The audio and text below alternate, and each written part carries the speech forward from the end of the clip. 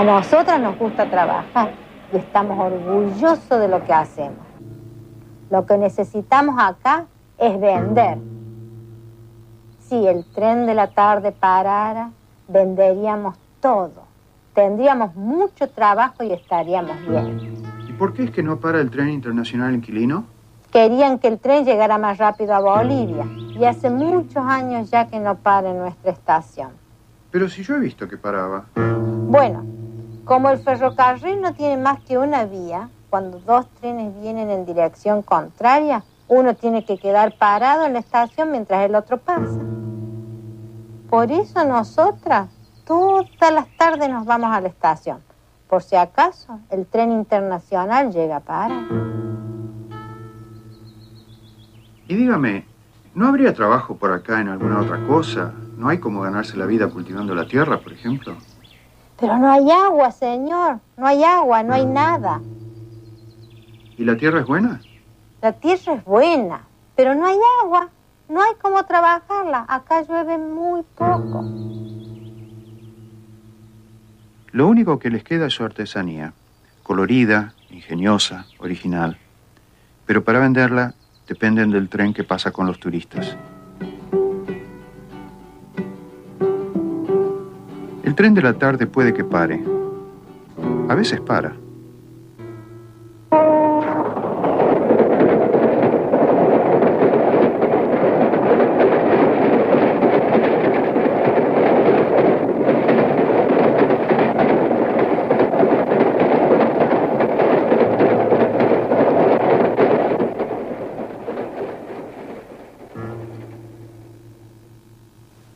Buenas noches, bienvenidos a otra emisión de Filmoteca, que dice Manes. ¿Cómo le va? Lo que estábamos viendo recién es el final del segundo corto que Gleiser filmó en compañía de Jorge Prelorán. El corto se llama Quilino, como el pueblo en el que fue filmado, y como ustedes vieron, muestra las artesanías de colores muy vistosos que realizaban los aborígenes. Sí, digamos, originarios de la zona esta. A mí me parece importante el corto este en particular para subrayar algo que creo que es válido para toda la obra de Gleiser y que no se suele decir. O sea, se lo rescata a él en términos, si se quiere, emotivos, qué gran cineasta, y cosa que fue, pero nunca se reflexiona lo suficiente, me parece, sobre lo que sucedió con la gente, con las personas, con los lugares que él filmó.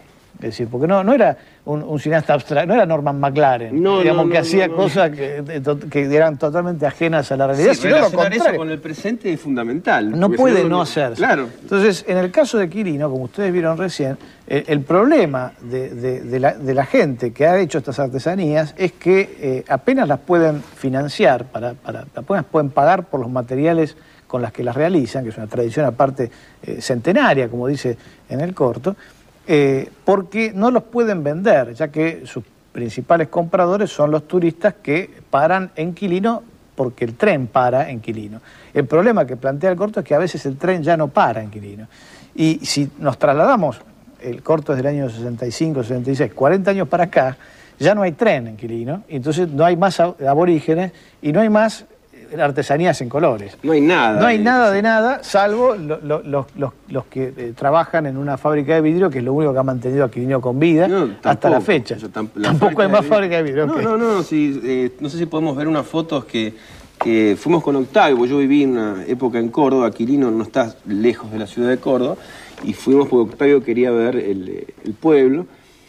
Puede ser que haya tenido que ver con que era la hora de la siesta, pero era como un pueblo fantasma. La fábrica está cerrada. Yo me acuerdo que me trepé y me metí adentro como un niño. Nos divertimos como locos.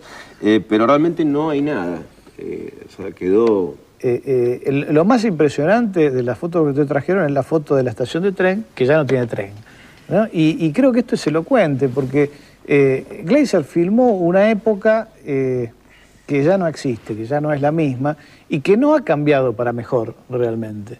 Entonces, todas aquellas cosas que en su momento él señaló como preocupantes... Ahora son mucho más graves, digamos, o realmente han desaparecido como problema porque se han exterminado, digamos, han sido exterminadas. Entonces, creo que esto es crucial para entender la obra de él. O sea, eran cosas que lo sensibilizaban de manera solidaria, Y tenía razón, porque señaló, digamos, puso el dedo en la llaga, ¿no?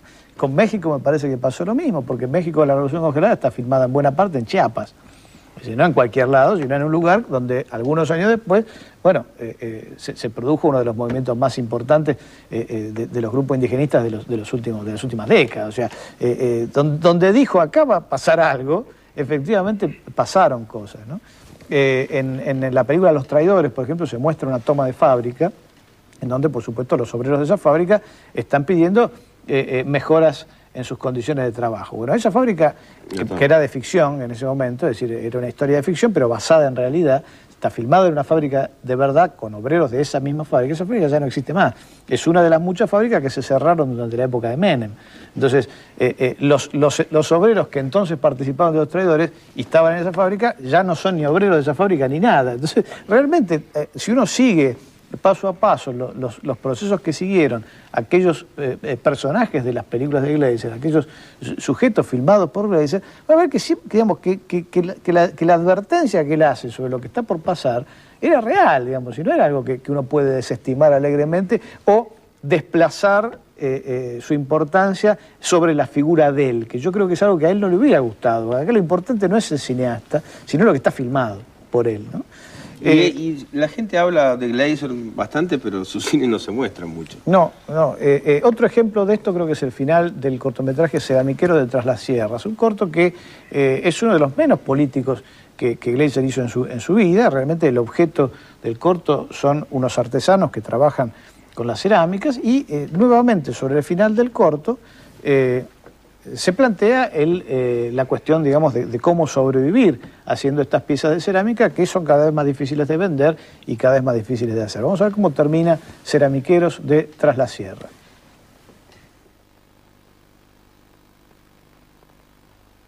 Y dígame, Alcira, ¿usted cree que la vamos a ayudar con esta película? Y tal vez nos ayudarían, pero hasta ahora no nos ayudó nadie.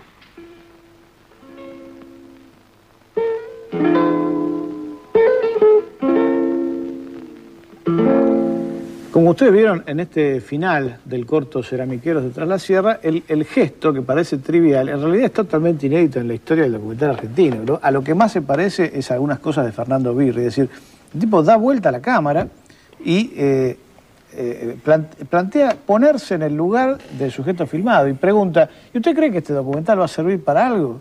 ¿Para mejorar su situación? Y qué sé yo, dice la persona. Realmente ese gesto, que insisto, parece trivial, es todo lo contrario.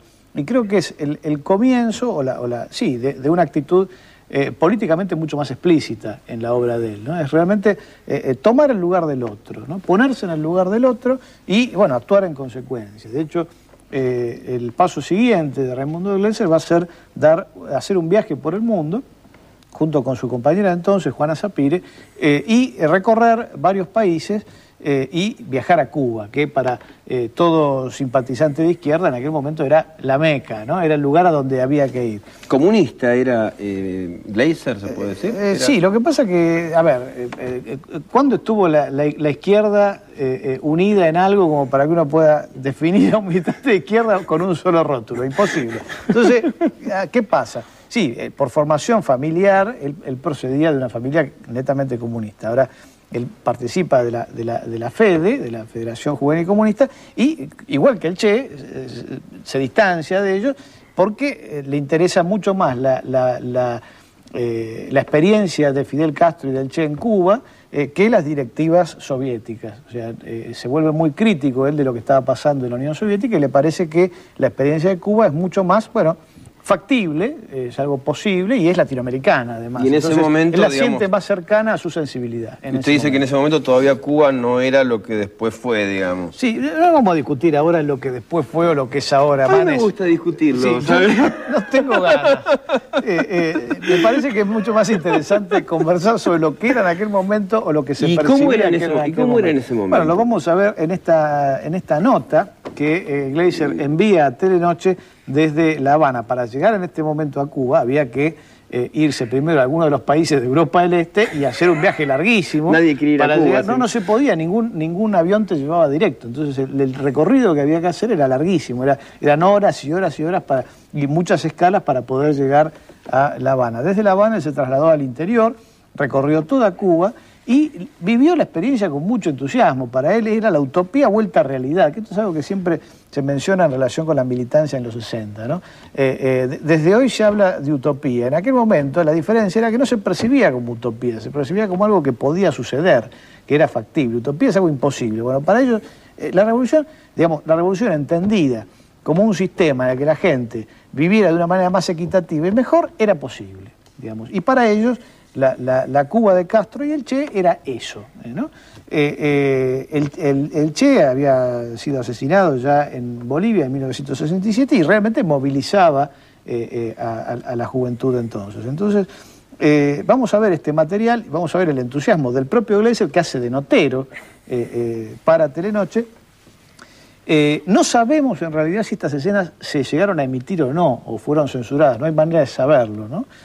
Si fueron emitidas, entonces Gleiser sería no solo el primer periodista que filmó en Malvinas, sino también el primer periodista que mandó imágenes filmadas desde Cuba. Vamos a ver entonces esta nota especial sobre Cuba que hizo Raimundo